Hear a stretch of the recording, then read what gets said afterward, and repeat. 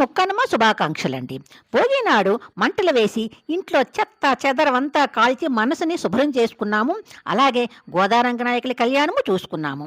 పండగ నాడు పెద్దలందరినీ వారిని ఆహ్వానించి వారికి సంతృప్తి చేసి పిల్లల రూపాన పంపించారు.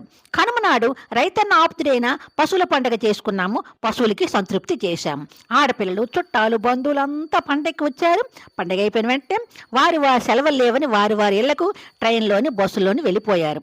అలాగే సంక్రాంతి లక్ష్మిని కూడా ఘనంగా సాగనంపాలండి. ఎలా అంటారా, వినాయక చవితి నాడు వినాయకుడికి 11-21 రోజులు పూజించి ఎంత వైభవంగా పంపిస్తామో, స్వామి మీరు కైలాసం వెళ్ళండి, మీ లోకానికి వెళ్ళి మళ్ళీ రండి, మీకోసం మేము సంవత్సరం అంతా ఎదురు చూస్తుంటాము అని సాగనంపిస్తాం.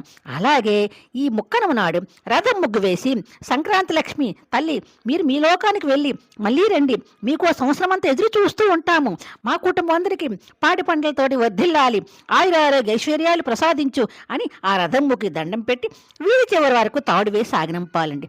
అందరికీ నమస్తే. మీ జీవితాలు ఆనందమయం కావాలని కోరుకుంటూ మీనాదేవి.